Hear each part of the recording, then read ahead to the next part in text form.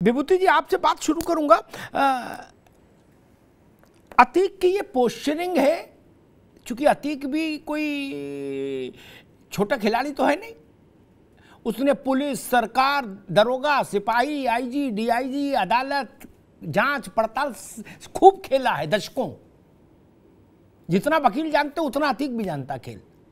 तो ये उसकी पोस्चरिंग है विक्टिम कार्ड खेलने की, या वास्तव में उसको लग रहा कि नहीं अब की मामला गड़बड़ हो गया, कुल गोत्र जितना था सब नेम्ड हो गया और स्थितियां खराब हो गई, वहां भैंस धोने का काम मिल गया, भैंस की देखरेख करने का साबरमती में। बताओ, अतीक को भैंस की देखरेख है, लेकिन वक्त की बलिहारी और बार बार 1300 किलोमीटर का ये यात्रा।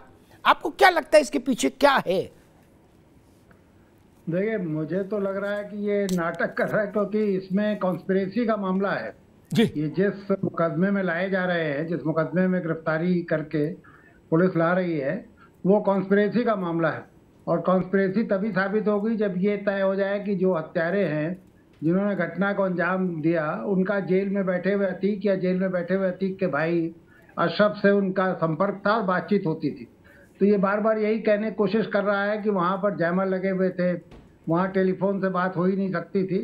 तो ये सही नहीं है, क्योंकि इसके तो जितना हम लोगों ने अखबारों में पढ़ा है, इसके प्रमाण हैं इन्वेस्टिगेटिंग एजेंसी के पास कि ये आपस में बातचीत कर रहे थे और वहीं से बैठ करके सारी कॉन्स्पिरेसी की जा रही थी, सारा षड्यंत्र रचा जा रहा था।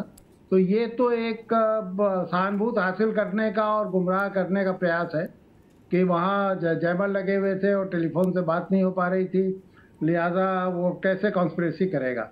तो मुझे लगता है कि इस पर कोई अदालत बहुत गंभीरता से इसको लेगी नहीं, इस बयान को। जी। धीरेन्द्र जी, आपका भी अतीक से पाला पड़ता रहा खूब। आपको क्या लगता है कि अदालत के सामने ये पीड़ित बन के जाना चाहता है, इसलिए ड्रामा हो रहा है? क्या रे हुजूर मर गए, माई बाप मार डाला, एक होता नहीं ऐसा, एक भाव मुद्रा लोग बना लेते, अरे मार डाला दैया रे दैया। उत्तर प्रदेश में हमारे कहते अरे दैया दैया मर गए क्या। तो ये जो एक इको बन रहा है, अरे मार डाला, ये मतलब जो लोग अतीक को जानते हैं वो थोड़ा डबल माइंड में है। शब्द तो अतीक के हैं, लेकिन भाव क्या है ये समझना पड़ेगा। धीरेन्द्र जी, उसका नाटक है और झूठी सद्भावना प्राप्त करने के लिए वो इस तरह की बातें कर रहा है।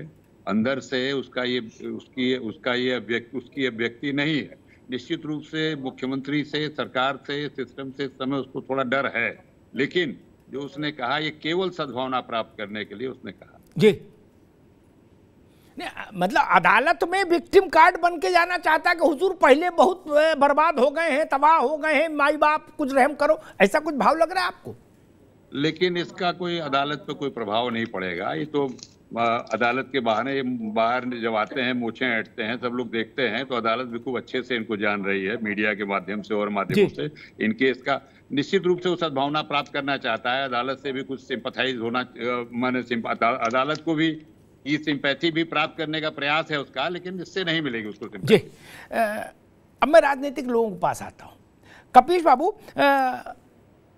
उत्तर प्रदेश के कान, चूंकि मैं भी उत्तर प्रदेश के नागरिक हूं इस नाते भी कह रहा हूं, उत्तर प्रदेश के कान तरस गए दशकों से इतने बड़े अतीक के स्तर के किसी गुंडे बदमाश से, अपराधी से ये सुनने को, झूठ हो सच हो कुछ हो, है कि दैया मार डाला, बर्बाद हो गए, मिट्टी मिल गए, ये जो भाव है इसके कान सुन तरस गए थे। हमारी इतनी उम्र हो गई सुनने को, हमने ददुआ देखे, बलखड़िया देखे, निर्भय देखे, छविराम देखे, सब देखे क्या, लाला राम देखे, पोथी देखे क्या, अतीक देखे, मुख्तार देखे, ये सुनने को नहीं आया। झूठ बोले सच बोले चूल्हे में डालो, ये तो अच्छी बात है कम से कम कि हमारे प्रदेश में ये कह रहा है कि अरे हम तो मिट्टी मिल गए। यही लक्ष्य भी होता है कि अपराध मिट्टी में मिले, अपराधी का मनोबल चकनाचूर हो और न्याय की देहरी के सामने घुटनों के बल चल के जाए। कपीश जी, यही ना? और आप तो वकील भी हो। जी इसीलिए अमिताभ जी हंसी आ रही जी कि एक पिक्चर की स्क्रिप्ट लिखी जा रही है जी और उसके डायलॉग राइटर भी, और डायलॉग डिलीवरी कब और कहां करानी है इस सरकार से बेहतर कोई नहीं जानता। और मैं ये डंके की चोट पे कह रहा हूं कि पूरी की पूरी फिल्म लिखी जा रही है भारतीय जनता पार्टी की सरकार के द्वारा,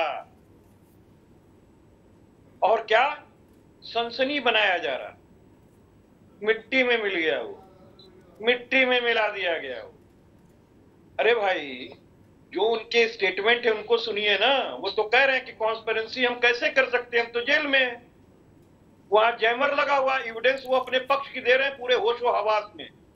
थर थर कांप रहा है माफिया जी। अरे थर थर कांप रहा है माफिया, मीडिया के कह देने से कांपने लगेगा। जो आदमी 2018 से भारतीय जनता पार्टी के खेमे का व्यक्ति है, जिसने हमारे विरुद्ध चुनाव लड़ा, जिसने 5 करोड़ रुपए और तमाम हवाला में नंदगोपाल नंदी साहब को पैसा देने की बात सामने आई और प्रकाश में आई, जिस तरीके से उसके चेहरे पे राम राज्य स्थापित करने की स्क्रिप्ट लिखी जा रही है, वो आपके सामने नहीं है। कॉन्स्पिरेंसी हो रही है और साहब तकिया लगा के सो रहे हैं। वाह भाई। अच्छा ये बताइए अमिताभ जी, योगी सरकार से पहले तमाम सरकारें हुई, आप भी उस समय तमाम लोगों का नाम लेते थे कि भाई इनकी सरकार में माफियाओं का राज नहीं होता, बड़ा चूर चूर हो जाते थे, घुसवा करके मरवाती, तमाम चीजें। कोई कभी आपने वो फिल्म की कहानी देखी जब पत्रकार मौजूद हो, कैमरामैन पहले से हो और तख्ती लेकर के छोटे भैया आ रहे हो कि हम भाई डर गए हैं, ऊपर चले जाएंगे, नहीं नीचे चले जाएंगे? देखा था कभी? ठीक कबीर बाबू आते आते नहीं भाई, अब एक बार बहस में सब ना कभी सभी नहीं, एक बार बहस में सबको ले आए उसके बाद ना एक बार बहस में सबको ले आए उसके बाद आएंगे। एक बार सब लोग बहस में आ जाए। नहीं अरे भाई, एक बार सब लोग बहस में आ जाए, फिर आप चाहे जांच शुरू करना, आपकी मर्जी, फिर आपकी मर्जी चाहे जांच शुरू करना। एक बार बहस में सब लोग आ जाए। उमेश यादव जी, आपको क्या समझ में आ रहा है जो बात कपीश जी कह रहे थे कि इसकी स्क्रिप्ट, मैं कह रहा हूं किसी की स्क्रिप्ट हो, 25 करोड़ लोगों को ये सुनना अच्छा लगेगा, ठीक? जो किसी पार्टी के साथ बंधे नहीं है उन सबको ये अच्छा लगेगा कि अपराधी का मनोबल इस स्थिति पर आ गया। अब उसमें क्या है क्या नहीं है मैं उस बहस में नहीं जाना चाहता, और मैं उस बहस में भी नहीं जाना चाहता कि अतीक को अतीक बनाया किसने, पहली बार अतीक के कंधे पर किसने हाथ रखा, जिसने उत्तर प्रदेश पुलिस के हाथ और पांव में बेड़ी पहना दी थी? कौन राजनेता था? किसने अतीक को गुंडे से महामहिम बनाया, जिसने विभूति राय और धीरेन्द्र राय जैसे लोगों को हाथ पांव बांध दिए? कौन था वो? कौन था जिसके मंच पर कुत्ता लेके चढ़ गए अतीक और कुत्ते के पांव से हाथ मिलवा दिया? जी आदरणीय अमिताभ जी, आपकी बात लास्ट में आपने वही बात कह दी जहां से मैं शुरू करने वाला था कि अतीक को अतीक बनाने वाले लोग आज फिल्म की स्क्रिप्ट बता रहे हैं। मुख्यमंत्री, पूर्व मुख्यमंत्री जैसे सीनियर लीडर्स के मंचों पर अतीक अहमद जैसा खूंखार अपराधी जो 1979 से आज तक अनवरत अपराधों में लिप्त रहा, जिसके ऊपर सैकड़ों आईपीसी की ऐसी कोई हीनियस क्राइम की सेक्शन नहीं है जिसमें उसके खिलाफ मुकदमे न दर्ज हुए हों। और गवाह एक वो वक्त था कि इलाहाबाद में, प्रयागराज में जुडिशरी भी उससे डरती थी। जज अब उसके केस को जुडिशरी के लोग दूसरे अदालतों में ट्रांसफर कर देते थे, पुलिस उसके मुकदमे की विवेचना नहीं करती थी। मैं आदरणीय धीरेन्द्र राय जी को सोशल मीडिया के माध्यम से जानता हूं, मैंने इनके बारे में देखा। हमारे यहाँ एक कप्तान साहब रह गए थे, उन्होंने भी पहली बार उसको अरेस्ट किया था, मैं नाम इस समय मिस कर रहा हूं।